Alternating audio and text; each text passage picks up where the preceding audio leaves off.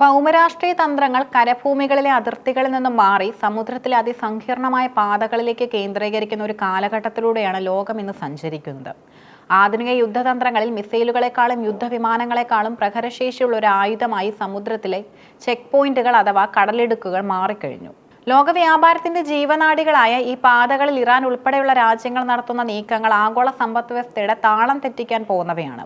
ഊർജ്ജ വിതരണം, കണക്ടിവിറ്റി എന്നിവയുടെ നിയന്ത്രണം കൈപ്പിടിയിൽ ഒതുക്കാൻ ഇത്തരം ഭൂമിശാസ്ത്രപരമായ പ്രത്യേകതകളെ രാജ്യങ്ങൾ ഇന്ന് തന്ത്രപരമായി ഉപയോഗിക്കുന്നു. ആധുനിക ഭൗമരാഷ്ട്രീയത്തിൽ അതിർത്തി സംരക്ഷണം എന്നത് കേവലം കരഭൂമിയിൽ ഒതുങ്ങുന്ന ഒന്നല്ല. ലോക വ്യാപാരത്തിന്റെ 80% സമുദ്രത്തിലൂടെയാണ് നടക്കുന്നത് എന്നതുകൊണ്ട് തന്നെ സമുദ്രത്തിലെ ഇടുങ്ങിയ പാതകളുടെ നിയന്ത്രണം കൈവശമുള്ളവർക്ക് ലോകത്തിന്റെ സാമ്പത്തിക സ്വിച്ച് നിയന്ത്രിക്കാൻ സാധിക്കും. ഇതിനെയാണ് ചോക്ക് പോയിന്റ് പൊളിറ്റിക്സ് എന്ന് വിളിക്കുന്നത്. ഇത്തരം ഓരോ കവാടങ്ങളും ലോകത്തിന്റെ ഓരോ ഭാഗത്തെയും വൻശക്തികളെ മുൾമുനയിൽ നിർത്താൻ പ്രാപ്തിയുള്ളവയാണ്. പേർഷ്യൻ ഗൾഫിനെ ഒമാൻ ഉൾക്കടലുമായി ബന്ധിപ്പിക്കുന്ന ഹോർമസ് കടലിടുക്ക് ലോകത്തെ ഏറ്റവും നിർണായകമായ എണ്ണ ഗതാഗത പാതയാണ്. വെറും 33 കിലോമീറ്റർ മാത്രം വീതിയുള്ള ഇടുങ്ങിയ പാതയിലൂടെയാണ് ലോകത്ത് പ്രതിദിനം ഉപയോഗിക്കുന്ന എണ്ണയുടെയും പ്രകൃതിവാതകത്തിന്റെയും ഏകദേശം 20% കടന്നു പോകുന്നത്. ഇന്ന് ഇറാൻ ഈ പാതയെ ഒരു പ്രതിരോധ കവചമായും ആയുധമായും മാറ്റിയിരിക്കുന്നു. ഉപരോധങ്ങൾക്കും സൈനിക ഭീഷണികൾക്കും മറുപടിയായി ഹോർമസ് കടലിടുക്ക് അടച്ചുപൂട്ടുമെന്ന ഇറാന്റെ പ്രഖ്യാപനം ആഗോള വിപണിയിൽ എണ്ണവില കുതിച്ചുയരാൻ കാരണമാകുന്നു.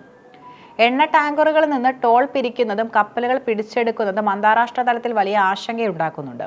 ഇത് കേവലം ഒരു പ്രാദേശിക തർക്കമല്ല, മറിച്ച് ലോകമെമ്പാടുമുള്ള സാധാരണക്കാരന്റെ ഇന്ധന ചെലവിനെ ബാധിക്കുന്ന ഒരു സാമ്പത്തിക യുദ്ധമാണ്. ചെങ്കടലിനെ ഏതൻ ഉൾക്കടലുമായി ബന്ധിപ്പിക്കുന്ന ബാബൽ മദേബ് കടലിടുക്ക് സുയാസ് കനാലിലേക്കുള്ള കപ്പലുകളുടെ ഏക വഴിയാണ്. യമനിലും ജിബൂട്ടിക്കും ഇടയിലുള്ള ഈ പാതയ്ക്ക് തന്ത്രപരമായ പ്രാധാന്യമേറെയാണ്.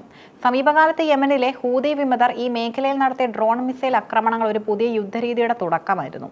വലിയ നാവികസേന ഇല്ലാതെ തന്നെ സാങ്കേതികവിദ്യ ഉപയോഗിച്ച് ഒരു കടലിടുക്കിനെ എങ്ങനെ വരുതിയിലാക്കാമെന്ന് ഹൂതികൾ തെളിയിച്ചു. ഇത് ആഗോള ഷിപ്പിംഗ് കമ്പനികളെ ആഫ്രിക്ക ചുറ്റി സഞ്ചരിക്കാൻ നിർബന്ധിതരാക്കി. ഫലമോ ചരക്ക് കൂലിയും ഉൽപ്പന്നങ്ങളുടെ വിലയും കുതിച്ചുയർന്നു. ആഗോള വിതരണ ശൃംഖലയെ തകർക്കാൻ വലിയ സൈന്യത്തിന്റെ ആവശ്യമില്ലെന്ന് ഈ നീക്കം ലോകത്തെ ബോധ്യപ്പെടുത്തി. ഇന്ത്യൻ മഹാസമുദ്രത്തെയും പസഫിക് സമുദ്രത്തെയും ബന്ധിപ്പിക്കുന്ന മലാക്ക കടലിടുക്ക് ചൈന, ജപ്പാൻ, ദക്ഷിണ കൊറിയ തുടങ്ങിയ രാജ്യങ്ങളുടെ നിലനിൽപ്പിന് അത്യന്താപേക്ഷിതമാണ്. ലോകത്തിലെ ചരക്ക് നീക്കത്തിന്റെ 4/1 ഈ വഴിയിലൂടെയാണ് നടക്കുന്നത്. ചൈനയുടെ ഊർജ്ജ ഇറക്കുമതിയുടെ ഭൂരിഭാഗം ഈ പാതയെ ആശ്രയിച്ചായതിനാൽ മലാക്കയിലെ ഒരു തടസ്സം ചൈനീസ് സമ്പദ് വ്യവസ്ഥയെ നിശ്ചലമാക്കാൻ പോകുന്നതാണ്. ഇതിനെ പ്രതിരോധിക്കാൻ ചൈന സ്ട്രിംഗ് ഓഫ് പേൾസ് പോലുള്ള തന്ത്രങ്ങൾ മെനയുമ്പോൾ മറുവശത്ത് ഇന്ത്യയും അമേരിക്കയും ഈ മേഖലയിൽ തങ്ങളുടെ നാവിക സ്വാധീനം വർദ്ധിപ്പിക്കാൻ ശ്രമിക്കുന്നു. സമുദ്രത്തിലെ ഈ ചെക്ക് പോയിന്റുകൾ എങ്ങനെയാണ് വൻശക്തികളെ പരസ്പരം പോരടിപ്പിക്കുന്നത് എന്നതിന്റെ ഉത്തമ ഉദാഹരണമാണിത്. ചരിത്രത്തിലേക്ക് നോക്കിയാൽ ഇത്തരം ചെക്ക് പോയിന്റുകൾ ആയുധമാക്കിയതിന് സമാനമായ ഉദാഹരണങ്ങൾ കാണാം. 1956 ഈജിപ്ഷ്യൻ പ്രസിഡന്റ് കനാൽ ദേശസൽക്കരിച്ച് ഇതിന് സമാനമായ ഒരു നീക്കമായിരുന്നു. അന്ന് ബ്രിട്ടന്റെയും ഫ്രാൻസിന്റെയും സാമ്പത്തിക അടിത്തറ തകർക്കാനും അവരുടെ ആഗോള ആധിപത്യത്തിന് അന്ത്യം കുറിക്കാനും ഈ തീരുമാനത്തിലൂടെ ഈജിപ്തിന് കഴിഞ്ഞു. ഇന്ന് ഇറാൻ ഹോർമുസിൽ നടത്തുന്ന നീക്കങ്ങളും സമാനമായ ഒരു നയതന്ത്ര യുദ്ധമാണ്. ഡോളറിന്റെ ആഗോള ആധിപത്യം തകർക്കുന്നതിലേക്കും വൻശക്തികളെ സമ്മർദ്ദത്തിലാക്കി സ്വന്തം രാഷ്ട്രീയ താല്പര്യങ്ങൾ നേടിയെടുക്കുന്നതിലേക്കും ഇത്തരം നീക്കങ്ങൾ വഴിതെളിക്കുന്നു. UN സമുദ്ര നിയമ കൺവെൻഷൻ അനുസരിച്ച് അന്താരാഷ്ട്ര ജലപാതകളിലൂടെയുള്ള തടസ്സമില്ലാത്ത ഗതാഗതം ഉറപ്പാക്കേണ്ടതുണ്ട്.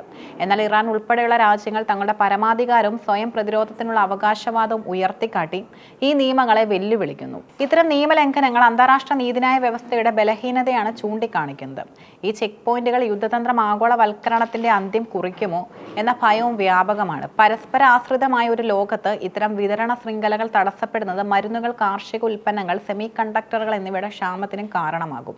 യുദ്ധങ്ങൾ ഇപ്പോൾ കരാതിർത്തികളിൽ മാത്രം ഒതുങ്ങുന്നില്ല. അവ സമുദ്രത്തിലെ ഇടുങ്ങിയ പാതകളിലൂടെ ആഗോള വിപണികളെ വേട്ടയാടുന്നു. ലോകത്തിന്റെ നിയന്ത്രണം ഇനി മിസൈലുകൾ കൈവശമുള്ളവരുടെ കൈകളിൽ മാത്രമല്ല, മറിച്ച് പ്രധാനപ്പെട്ട ജലപാതകളുടെ താക്കോൽ കൈവശമുള്ളവരുടെ കൈകളിൽ കൂടിയായിരിക്കും. ഇത്തരം ചെക്ക് പോയിന്റുകൾ ആയുധമാക്കുന്നത് ആഗോളതലത്തിൽ വലിയ സാമ്പത്തിക സമ്മർദ്ദവും അനിശ്ചിതത്വവുമാണ് സൃഷ്ടിക്കുന്നത്.